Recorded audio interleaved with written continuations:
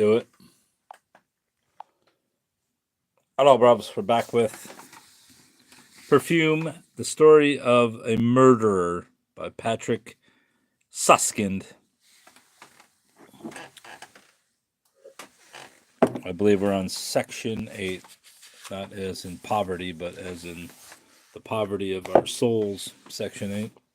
On September 1st, 1753, the anniversary of the king's coronation, the city of Paris set off fireworks at the Point Royal, or is it the Pont Royal? Royal. The display was not as spectacular as the fireworks celebration, celebrating the king's marriage, or as the legendary fireworks in honor of the Dauphin's birth, but it was impressive nevertheless. They had mounted golden sun wheels on the masts of the ships. From the bridge itself, so-called fire bowls spewed showers of burning stars into the river. And while from every side came the deafening roar of petards exploding and of firecrackers skipping across the cobblestones, rockets rose into the sky and painted white lilies against the black firmament. Thronging the bridge and the quays along both banks of the river, a crowd of many thousands accompanied the spectacle. With ahs and ohs and even some long lives. Although the king had ascended his throne more than 38 years before, and the high point of his popularity was long since behind him. Fireworks can do that. Grenouille stood silent in the shadow of the Pavilion des Forêts, across from the Pont Neuf. I don't know how to say these fucking French words. On the right bank, he did not stir a finger to applaud. Hello, bros. Did not even look up at the ascending rockets. He had come in hopes of getting a whiff of something new, but it soon became apparent that fireworks had nothing to offer in the way of odors. For all their extravagant variety as they glittered and gushed and crashed and whistled, they left behind a very monotonous mixture of smells, sulfur, oil, and saltpeter. He was just about to leave this dreary exhibition and head homeward along the gallery of the Louvre when the wind brought him something, a tiny, hardly noticeable something, a crumb, an atom of scent. No, even less than that. It was more the premonition of a scent than the scent itself, and at the same time it was definitely a premonition of something he had never smelled before. He backed up against the wall, closed his eyes, and flared his nostrils. The scent was so exceptionally delicate and fine that he could not hold on to it. It continually eluded his perception, was masked by the powder smoke of the petards, blocked by the exudations of the crowd, fragmented and crushed by the thousands of other city odors. But then suddenly it was there again, a mere shred, the whiff of a magnificent premonition for only a second. Hello, Brobs. Where did I lose it? And it vanished at once. Grenouille suffered agonies. For the first time, it was not just that his greedy nature was offended, but his very heart ached. He had the prescience of something extraordinary. This scent was the key for ordering all odors. Thanks, bruv. One could understand nothing about odors if one did not understand this one scent, and his whole life would be bungled if he, Grenouille, did not succeed in possessing it.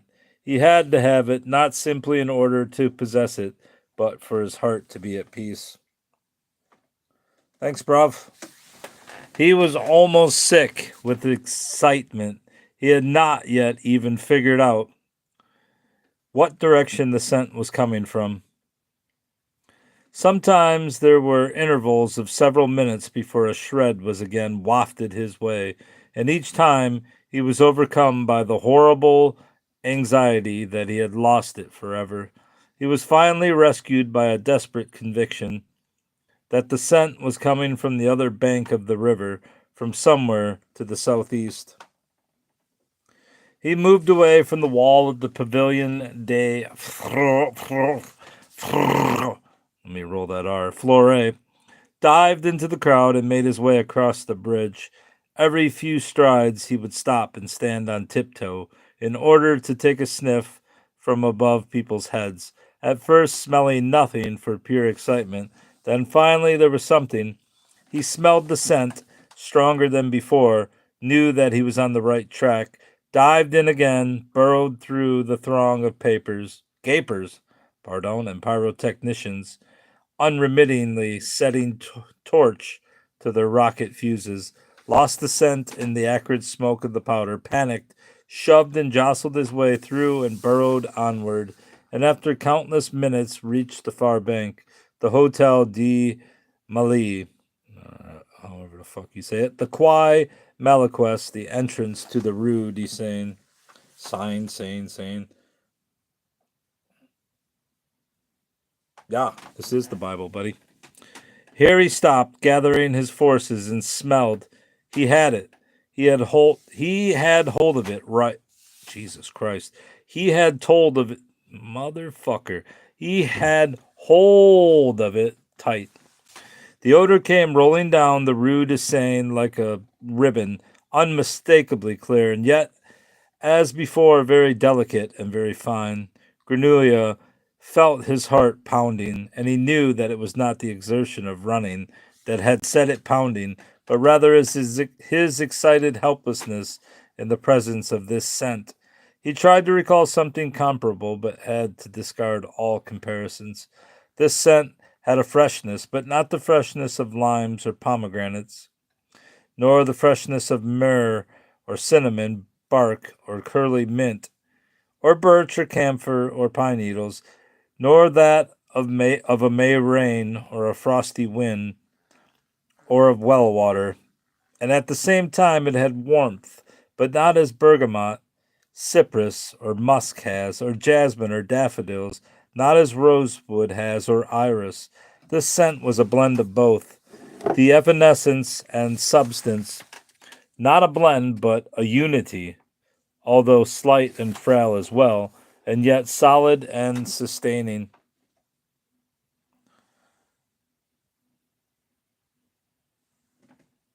Like a piece of thin, shimmering silk, and yet again not like silk, but like pastry soaked in honey sweet milk. And try as he would, he couldn't fit those two together, milk and silk. This scent was inconceivable, indescribable, could not be categorized in any way. It really ought not to exist at all, and yet there it was, as plain and splendid as day. Grenouille followed it, his fearful heart pounding, for he suspected that it was not he who followed the scent, but the scent that had captured him and was drawing him irresistibly to it. What will the pumpkin beer review start again? They might start in 5 minutes. I was going to go down and get a pumpkin beer before I started reading this little section, but since I have some left and one exploded last week, I started drinking them. He walked up the Rue de Seine. No one was on the street. The houses stood empty and still. The people were down by the river watching the fireworks. No hectic odor of humans disturbed him, no biting stench of gunpowder. The street smelled of its usual smells, water, feces, rats, and vegetable matter. But above it hovered the ribbon, delicate and clear, leading Grenouille on. After a few steps, what little light the night afforded was swallowed by the tall buildings, and Grenouille walked on in darkness. He did not need to see. The scent led him firmly. Please get one. Are you going to whack to it? The fuck? Please get one. I mean, I stopped doing them last year because I had a fucking bout with low potassium. So I didn't drink for a month or two. I had some fucking potassium issues apparently. How long have you been doing this stream?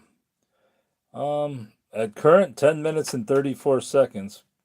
Or do you mean how long in the history of YouTube. I have been doing it for probably a year. I figured out you get more views when you do this, and instead of making 1 million videos to get 1 million views, I'll make about 500,000 videos to get 1 million views.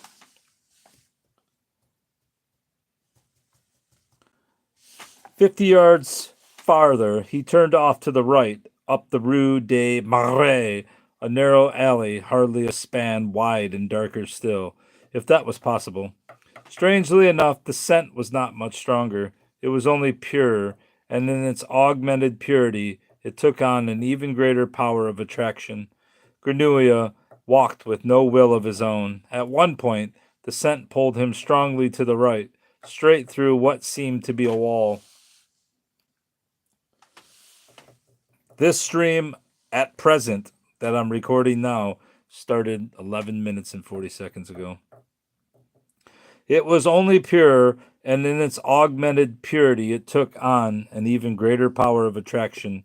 Grenouille walked with no will of his own. At one point the scent pulled him strongly to the right, straight through what seemed to be a wall. A low entryway opened up, leading into a back courtyard. Grenouille moved along the passage like a somnambulist, moved across the courtyard, turned a corner, entered a second, smaller courtyard. And here, finally, there was light, a space of only a few square feet. A wooden roof hung out from the wall.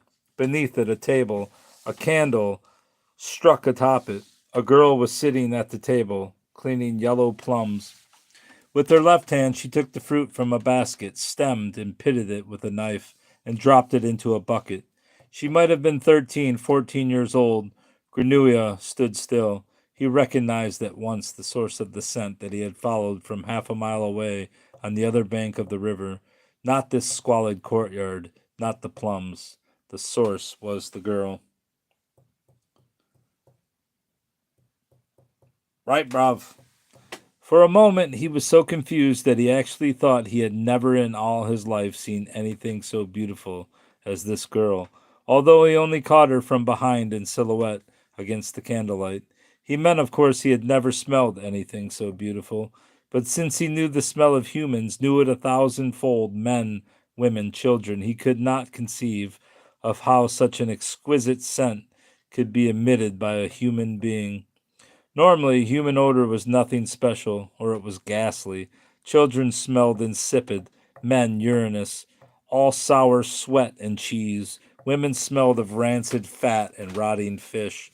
Totally uninteresting, repulsive, that was how humans smelled.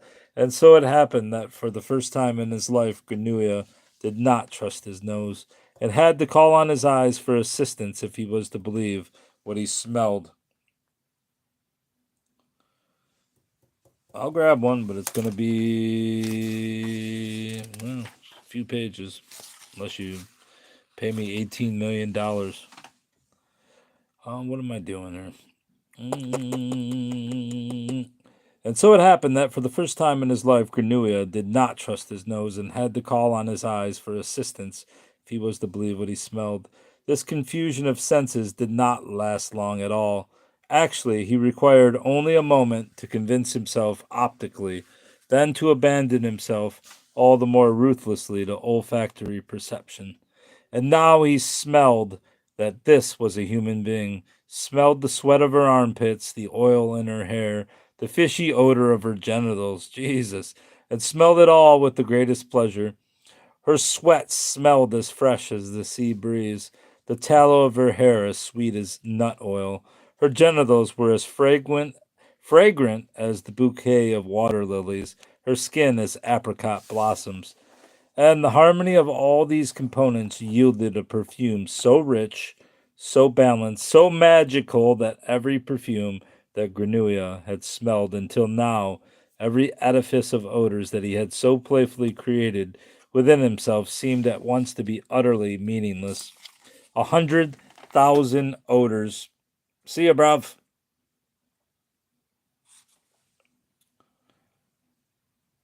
Sounds like they're describing my workplace. 100,000 odors seemed worthless in the presence of this scent. This one scent was the higher principle, the pattern by which the others must be ordered. It was pure beauty.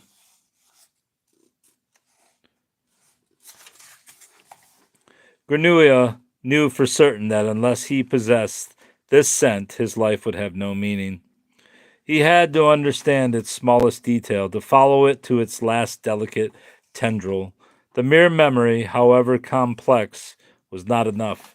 He wanted to press to emboss this apotheosis of scent on his black, muddled soul, meticulously to explore it, and from this point on to think, to live, to smell only according to the innermost structures of its magic formula. You will pay up 18 million? That's my asking price. He slowly approached the girl closer and closer, stepped under the overhanging roof, and halted one step behind her. She did not hear him. She had red hair and wore a gray sleeveless dress. Her arms were very white and her hands yellow with the juice of the halved plums. Granua stood bent over her and sucked in the undiluted fragrance of her as it rose from her nape, her hair from the neckline of her dress. He let it flow into him like a gentle breeze. He had never felt so wonderful, but the girl felt the air turn cool. She did not see Granua, but she was uneasy, sensed a strange chill, the kind one feels when suddenly overcome with some long discarded fear. She felt as if a cold draught had risen up behind her, as if someone had opened a door leading into a vast cold cellar, and she laid the paring knife aside, pulled her arms to her chest, and turned around. She was so frozen with terror at the sight of him that he had plenty of time to put his hands to her throat. She did not attempt to cry out, did not budge, did not make the least motion to defend herself. He, in turn, did not look at her, did not see her delicate, freckled face, her red lips, her large, sparkling green eyes, keeping his eyes closed tight as he strangled her, for he had only one concern, not to lose the least trace of her scent. When she was dead, he laid her on the ground among the plum pits, tore off her dress, and the stream of scent became a flood that inundated him with its fragrance. He thrust his face through her skin and swept his flared nostrils across her, from belly to breast to neck, over her face and hair, and back to her belly, down to her genitals, to her thighs and white legs. He smelled her over from head to toe. He gathered up the last fragments of her scent under her chin, in her navel, and in the wrinkles inside her elbow. And after he had smelled the last faded scent of her, he crouched beside her for a while, collecting himself, for he was brimful with her. He did not want to spill a drop of her scent. First, he must seal up his innermost compartments. Then he stood up and blew out the candle. Meanwhile, people were starting home, singing and hurrahing their way up the Rue de Seine. XXX. All right, bros. Granua smelled his way down the dark alley and out onto the Rue de Petites Augustins, which lay parallel to the Rue de Seine and led to the river. A little while later, the dead girl was discovered. A hue and cry arose. Torches were lit. The watch arrived. Granua had long since gained the other bank. That night, his closet seemed to him a palace, and his plank bed a four-poster. Never before in his life had he known what happiness was. He knew at most some very rare states of numbed contentment, but now he was quivering with happiness and could not sleep for pure bliss. It was as if he had been born a second time. No, not a second time, the first time, for until now he had merely existed like an animal with a most nebulous self-awareness. But after today he felt as if he finally knew who he really was, nothing less than a genius, and that the meaning and goal and purpose of his life had a higher destiny, nothing less than to revolutionize the odoriferous world, and that he alone in all the world possessed the means to carry it off, namely, his exquisite nose, his phenomenal memory, and most important, the master scent taken from that girl in the Rue de Marais, contained within it was the magic formula for everything that could make a scent. A perfume great, delicacy, power, stability, variety, and terrifying, irresistible beauty. He had found the compass for his future life, and like all gifted abominations for whom some external event makes straight the way down into the chaotic vortex of their souls, Granua never again departed from what he believed was the direction fate had pointed him. It was clear to him now why he had clung to life so tenaciously, so savagely. He must become a creator of scents, and not just an average one, but rather the greatest perfumer of all time. I know someone else is on this stream. Yeah. What about him? He gone. And during that same night, at first awake and then in his dreams, he inspected the vast rubble of his memory. He examined the millions and millions of building blocks of odor and arranged them systematically. Good with good, bad with bad, fine with fine, coarse with coarse, fetid with fetid, ambrosial with ambrosial. In the course of the next week, this system grew ever more refined. The catalog of odors ever more comprehensive and differentiated, the hierarchy ever clearer, and soon he could begin to erect the first carefully planned structures of odor: houses, walls, stairways, towers, cellars, rooms, secret chambers, an inner fortress built of the most magnificent odors, that each day grew larger, that each day grew more beautiful and more perfectly framed. A murder had been the start of this splendor. If he was at all aware of the face or the fact, it was a matter of total indifference to him. Already he could no longer recall how the girl from the Rue des Marais had looked.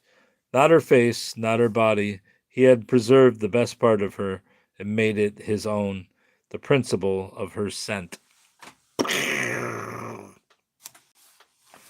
All right, I'll be back. I'm going to grab a beer. A beer. Let me put this here. I feel like having another Guinness, honestly. You look at this guy's nose. What is this? Yes, you want a beer. Or you want the nose.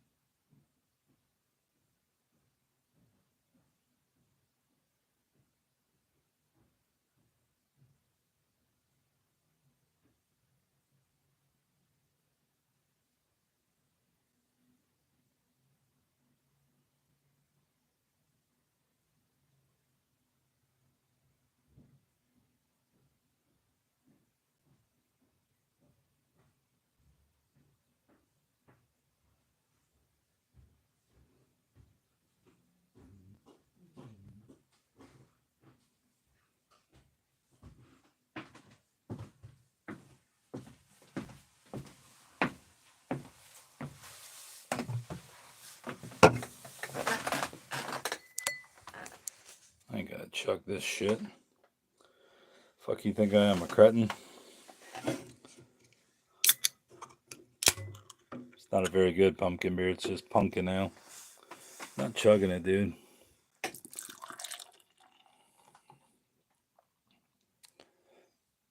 I will comport myself like a fine fucking... It's actually not bad. It's not good either, but...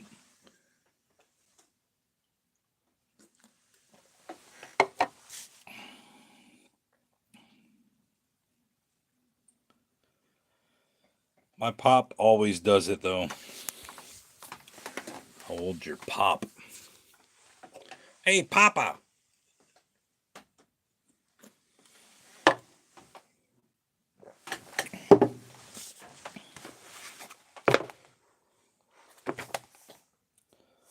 55. Let's see how long chapter 9 is. Not very long at all. Neither is 10. Looks like I'm going for a marathon session here. 9. There were a baker's dozens of perfumers in Paris in those days. 6 of them resided on the right bank, 6 on the left. It's maintaining its head pretty good there. And 1 exactly in the middle. That is, on the Pont au Change, which connected the right bank with the Ile de la Cite.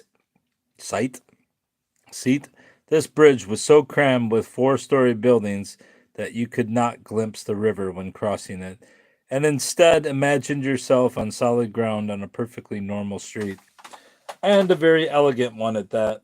Indeed, the Pont au Change was considered one of the finest business addresses in the city. Your dad's 55 and you're 45? Damn, Dad was fucking active, young. Dan knocked up Mom when he was 9 years old. Indeed, the Pont au Change was considered one of the finer business addresses in the city. The most renowned shops were to be found here. Here were the goldsmiths, the cabinet makers, the best wig makers and purse makers, the manufacturers of the finest lingerie and stockings, the picture framers, the merchants for riding boots, the embroiderers of epaulettes, the molders of gold buttons, and the bankers. And here as well stood the business and residence of the perfumer and glover, Giuseppe Baldini. Above his display window was stretched a sumptuous green lacquered baldachin, next to which Baldini's coat of arms, all in gold, a golden flagon from which grew a bouquet of golden flowers, and before the door lay a red carpet, also bearing the Baldini coat of arms, embroidered in gold.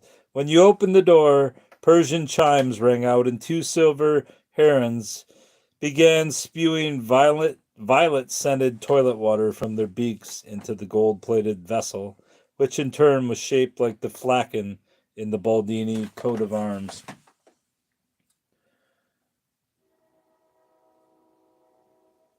Yeah. What the hell was your name?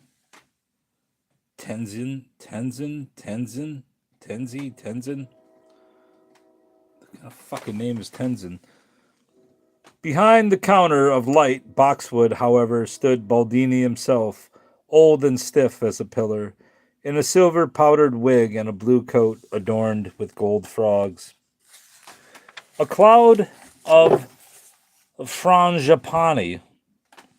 What the hell just flew over there?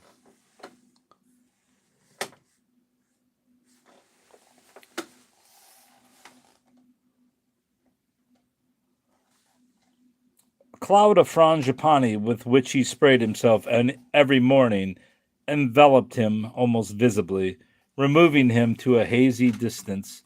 So immobile was he looked like part of his own inventory. Only if the chimes rang and the herons spewed, both of which occurred rather seldom.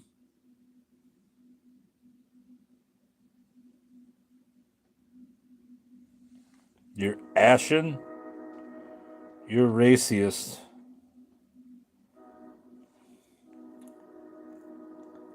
Only if the chimes rang and the herons spewed, both of which occurred rather seldom, did he suddenly come to life, his body folding up into a small scrambling figure that scurried out from behind the counter with numerous bows and scrapes so quickly that the cloud of frangipani could hardly keep up with him, and bade his customer take a seat while he exhibited the most exquisite perfumes and cosmetics.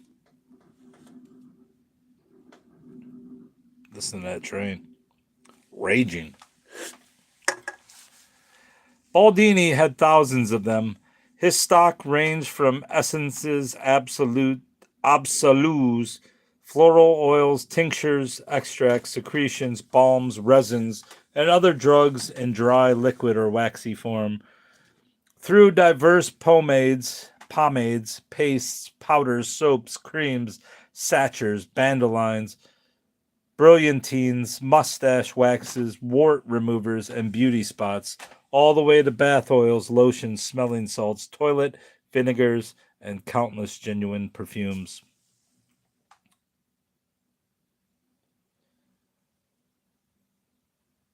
Go to bed. But Baldini was not content with these products of classic beauty care.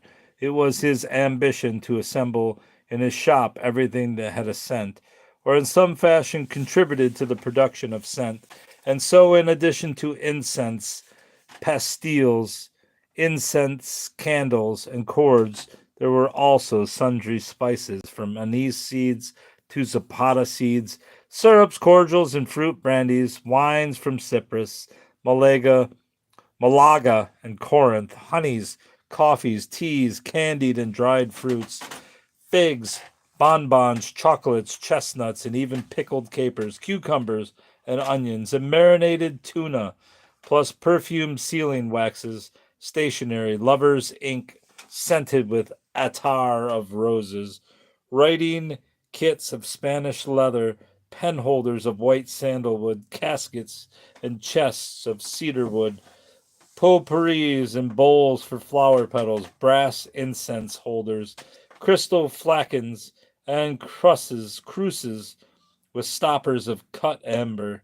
scented gloves, handkerchiefs, sewing cushions filled with mace, and musk sprinkled wallpaper that could fill a room with scent for more than a century.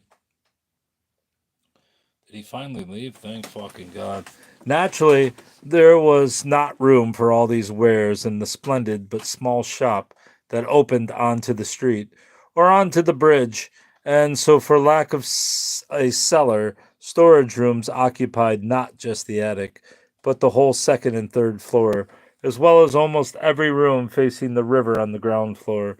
The result was that an indescribable chaos of odors reigned in the house of Baldini. However exquisite the quality of individual items, for Baldini bought wares of only highest quality, the blend of odors was almost unbearable, as if each musician in a 1,000-member orchestra were playing a different melody at fortissimo. Baldini and his assistants were themselves inured to this chaos like aging orchestra conductors, all of whom are hard of hearing, of course, and even his wife, who lived on the fourth floor, bitterly defending it against further encroachments. By the storage area, hardly noticed the many odors herself anymore. Not so the customer entering Baldini's shop for the first time. The prevailing mishmash of odors hit him like a punch in the face. Depending on his constitution, it might exalt or daze him, but in any case, cause such a confusion of senses that he often no longer knew what he had come for. Errand boys forgot their orders, belligerent gentlemen grew queasy, and many ladies took a spell, half hysteric, half claustrophobic, fainted away, and could be revived only with the most pungent smelling salts of clove oil, ammonia, and camphor.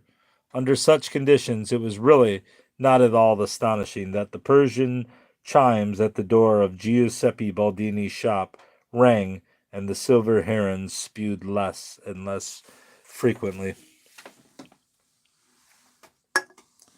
All right, bruv. Let's see if I can pick this up and put it as a placeholder for now while I take a sip of the beer.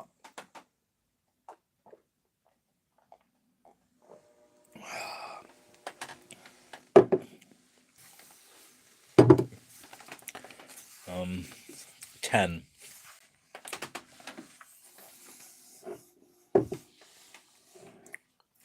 Chenier.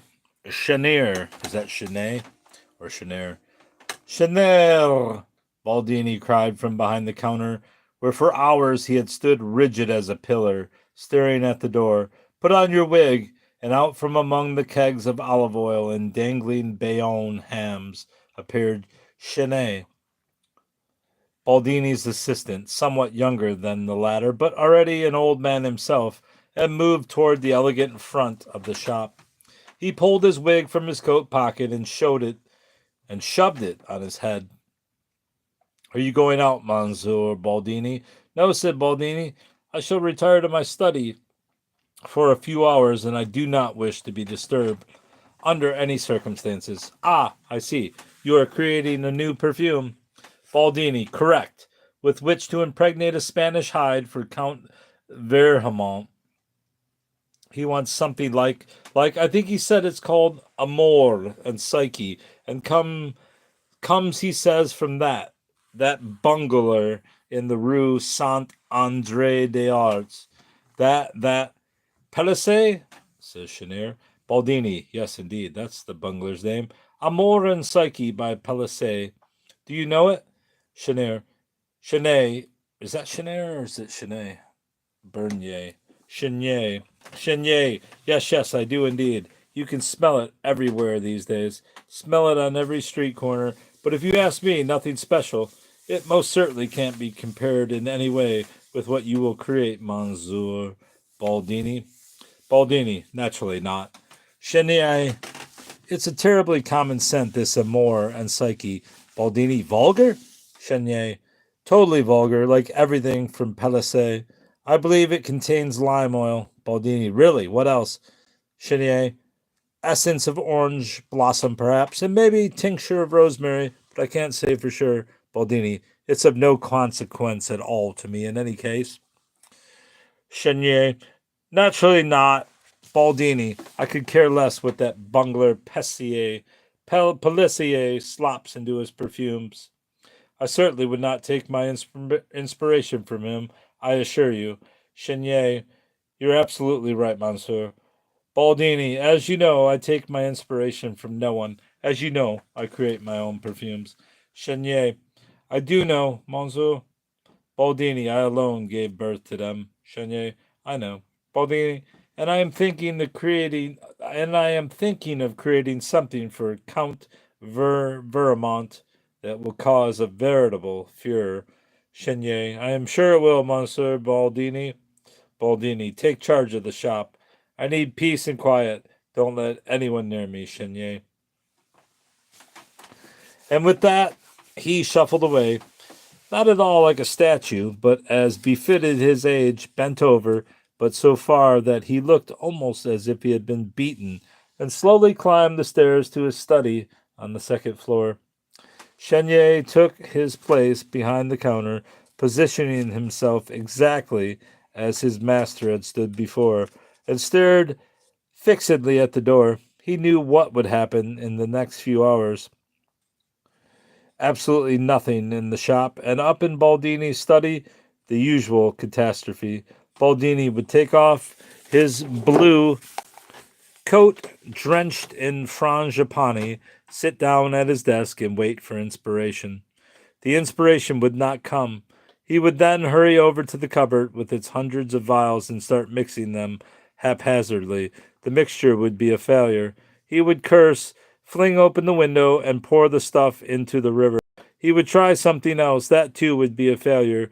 He would then rave and rant and throw a howling fit there in the stifling, odor-filled room. At about 7 o'clock, he would come back down, miserable, trembling, and whining, and say, Chenier, I've lost my nose. I cannot give birth to this perfume. I cannot deliver the Spanish hide to the Count. All is lost. I am dead inside. I want to die. Chenier, please help me die. And Chenier would suggest that someone be sent to Pelisses for a bottle of Amor and Psyche, and Baldini would acquiesce, but only on condition that not a soul should learn of his shame. Chenier would swear himself to silence, and tonight they would perfume Count Vermont's leather with the other man's product. That was how it would be, no doubt of it, and Chenier would only wish that the whole circus were already over. Baldini was no longer a great performer. At one time, to be sure, in his youth, 40 years ago, he had composed Rose of the South and Baldini's Gallant Bouquet, the two truly great perfumes to which he owed his fortune. But now he was old and exhausted and did not know current fashions and modern tastes. And whenever he did manage to concoct a new perfume of his own, it was some totally old-fashioned, unmarketable stuff that within a year they had to dilute 10 to 1 and peddle as an additive for fountains. What a shame, Chenier thought as he checked the sit of his wig in the mirror. A shame about old Baldini, a shame about his beautiful shop, because he's sure to ruin it, and a shame about me, because by the time he has ruined it, I'll be too old to take it over. And that's going to be it, bruv, for now. Page, or chapter 11, section 11, page 50 or so. That's all, bruv. There's 41 minutes you'll never get back if you stayed. I know you haven't. I haven't either.